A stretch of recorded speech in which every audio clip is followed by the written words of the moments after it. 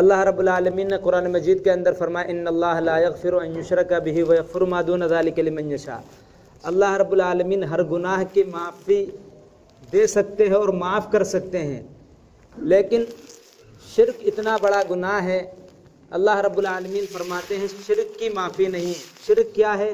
ہم اللہ رب العالمین کے برابر کسی اور کو سمجھیں یا اللہ کی عبادت میں کسی اور کو شریک کریں، اسے کہتے ہیں شرک۔ اللہ کے نبی صلی اللہ علیہ وسلم نے حضرت معاذ بن جبل رضی اللہ عنہ سے فرمایا، وہ جو 10 نصیحتیں اللہ کے نبی صلی اللہ علیہ وسلم نے فرمائی تھی، ان میں سب سے پہلی چیز جو بتایا تھا حضرت معاذ بن جبل رضی اللہ عنہ کو، فرمایا تھا اے معاذ اللہ کے ساتھ کسی کو شریک نہ کرنا۔ یہی بات سمجھانے کے لیے 1.25 لاکھ انبیاء کرام تشریف لائے، یہی ایک بات سمجھانے کے لیے کہ لوگوں اللہ کی عبادت کرو، اس کے علاوہ تمہارا کوئی معبود نہیں۔ اسی سبق کو پڑھانے کے لیے 1.25 لاکھ انبیاء کرام دنیا کے اندر تشریف لائے، سب نے ایک ہی دعوت دی، یا قوم اعبدوا اللہ ما لکم من الہ غیرہ، اے قوم اللہ کی عبادت کرو، اس کے علاوہ تمہارا کوئی شریک نہیں ہے۔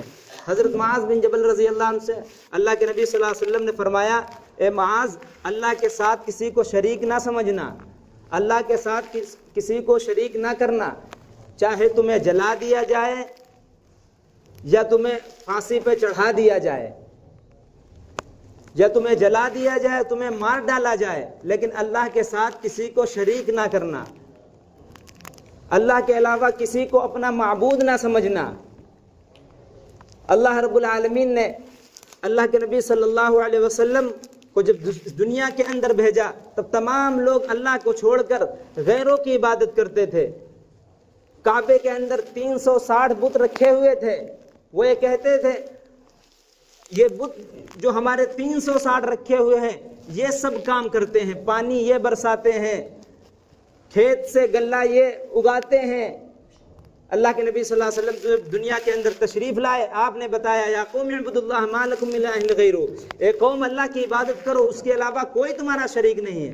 جب یہ بات، یہ اعلان، اللہ کے نبی صلی اللہ علیہ وسلم کی دعوت جب لوگوں نے سنی تو ان کے سمجھ میں نہیں آیا کہ یہ کیا کہہ رہے ہیں۔ یہاں 360 بتوں سے کام نہیں چلتا، یہ کہتے ہیں کہ ایک اللہ کی عبادت کرو۔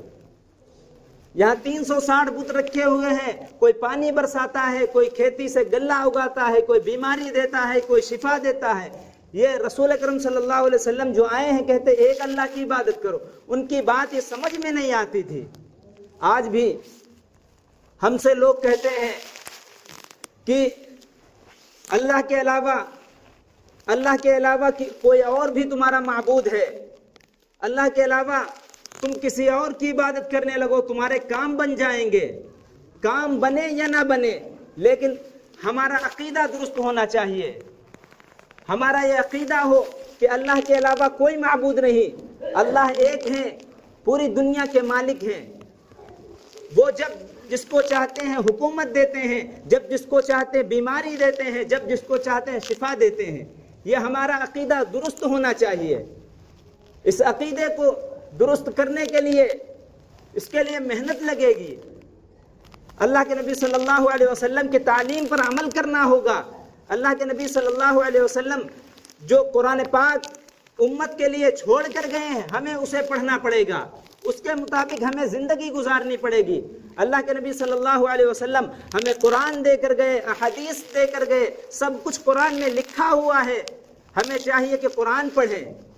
ہمیں معلوم ہونا چاہیے جب ہم نماز پڑھتے ہیں الحمدللہ رب العالمین تو اللہ رب العالمین ہم سے کیا کہتے ہیں، ہمیں معلوم ہونا چاہیے۔ جب ہم نماز کے بعد سورتیں پڑھتے ہیں یہ اللہ کا کلام ہے، ہم کیا اللہ سے باتیں کرتے ہیں۔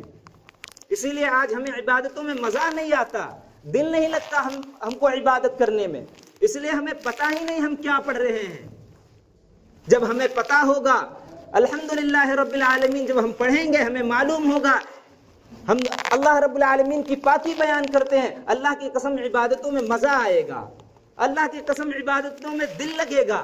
آج ہمارا عبادتوں میں دل نہیں لگتا، سب سے بڑی وجہ جو یہ ہے ہم نے قرآن سے اپنے رشتے کو توڑ لیا، ہم نے اللہ کے نبی صلی اللہ علیہ وسلم کی سیرت سے اپنے رشتے کو توڑ لیا۔ آج ہمیں معلوم ہی نہیں ہم کیا پڑھتے ہیں۔ ہماری ذمہ داری ہے جس طرح ہم دنیا کے کام سیکھتے ہیں ہمیں دین بھی سیکھنا چاہیے۔ ہمیں دین کی معلومات ہونا چاہیے. ہم جو نمازوں میں پڑھتے ہیں یہ کیا پڑھتے ہیں؟ ایک بہت بڑا طبقہ ہے جن کو معلوم ہی نہیں ہے، نماز پڑھنے کا طریقہ نہیں معلوم، نماز میں جو مستحبات ہیں واجبات ہیں وہ نہیں معلوم.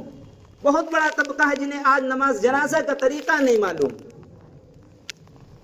بہت بڑا طبقہ ہے جنہیں نماز جنازہ پڑھنا نہیں آتا. یہ کس کی ذمہ داری ہے؟ ہم یہاں کیا کر رہے ہیں؟ کیا کرنے کے لیے آئے ہیں؟ ہمارے یہاں کسی کا انتقال ہوتا ہے لیکن ہم اس کی نماز جنازہ نہیں پڑھ سکتے، اس لیے ہمیں معلوم ہی نہیں کیا پڑھا جاتا ہے. ہم اپنے گھر والوں کے لیے پیسہ کماتے ہیں، روپیہ کماتے ہیں، معاش کی فکر کرتے ہیں، اچھا کھانا کھلاتے ہیں، لیکن جب ان کا انتقال ہو جاتا ہے ہم ان کی نماز جنازہ بھی نہیں پڑھ سکتے. جو دعائیں نماز جنازے میں پڑھی جاتی ہیں وہ ہمیں معلوم نہیں ہے.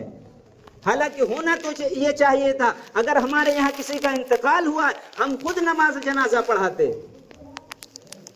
ہماری بیٹی کا نکاح ہو رہا ہم خود نکاح پڑھاتے. ہماری ذمہ داری تھی. یہ مولویوں کی ذمہ داری نہیں ہے، یہ ہماری ذمہ داری ہے. ہم نے کیا سمجھا یہ مولویوں کا کام ہے، یہ امام صاحب کا کام ہے. کس نے کہہ دیا امام صاحب کا کام ہے؟ کیا تمہارے والد کی قبر میں امام صاحب فاتحہ پڑھنے جائیں گے؟ کون جائے گا؟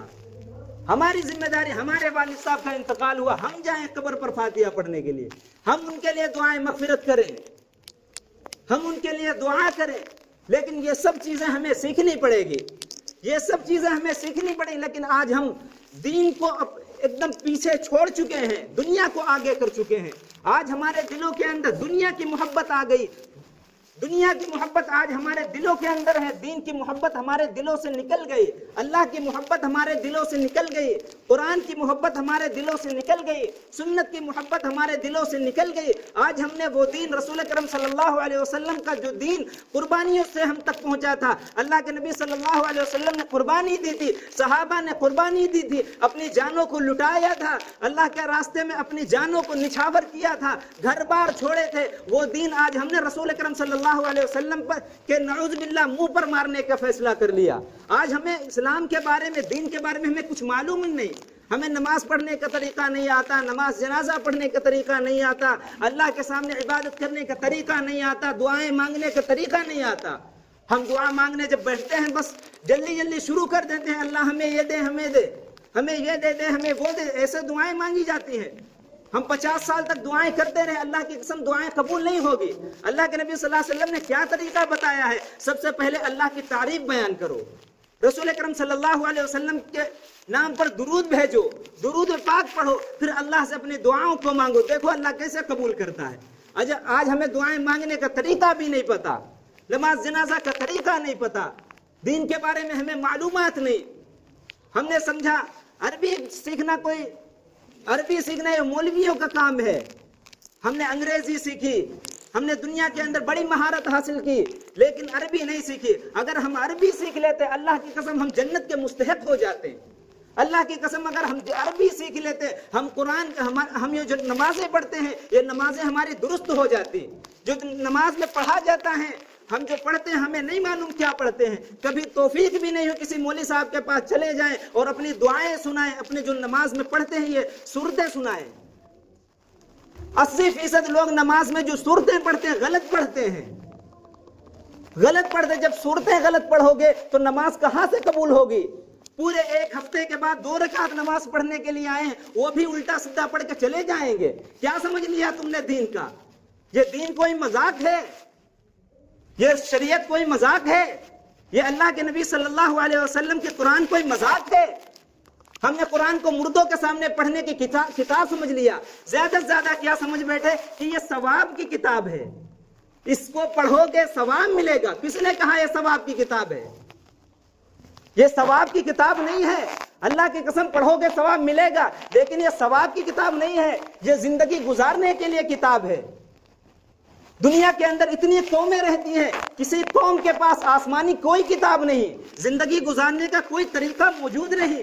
لیکن مسلمانوں کے پاس زندگی گزارنے کے لیے قرآن ہے، لیکن آج اسے پڑھتے نہیں، اسے سیکھتے نہیں، اسے اپنے بچوں کو سکھاتے نہیں۔ کس کی ذمہ داری ہے؟ جب ہم قرآن سے منہ موڑ لیں گے، اللہ کے گھر سے منہ موڑ لیں گے، دین اور شریعت سے منہ موڑ لیں گے، اللہ پاک نے قرآن پاک کے اندر دھمکی دی ہے، وَيَسْتَبْدِلْ قَوْمًا غَيْرَكُمْ، اللہ تمہیں بدل کر دوسرے قوم لے آئے گا۔ یہ جو حالات بن رہے ہیں، یہ جو مصیبتیں پوری دنیا کے اندر اور اپنے ملک کے اندر آئی ہوئی ہیں، مسلمانوں کو ختم کرنے کے لیے، مسلمانوں کو مٹانے کے لیے، اللہ نے بہت پہلے بتا دیا تھا، اگر تم دین پر عمل نہیں کرو گے، اللہ رب العالمین تمہیں ہٹا کر دوسرے قوم لے آئے گا، اللہ تمہیں ختم کر دے گا۔ کوئی ضرورت نہیں جو اللہ کی عبادت نہ کرے، اللہ کا کلام نہ پڑھے، نمازیں نہ پڑھے، دین کو پیٹھ دکھا دے، کیا ضرورت ہے ایسے لوگوں کا؟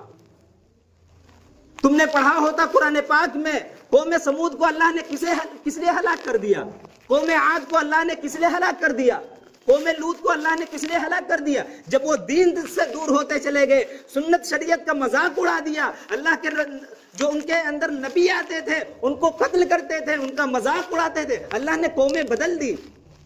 آج ہم نے بھی دین سے منہ پھیر لیا، اللہ کی قسم جو یہ حالات بن رہے، ایسا تو نہیں ہے کہ اللہ فیصلہ کر چکے ہیں بدلنے کا۔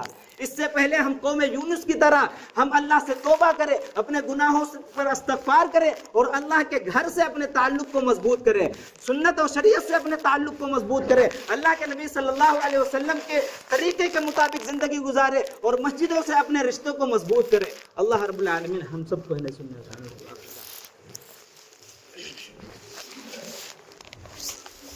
اللہ اکبر اللہ اکبر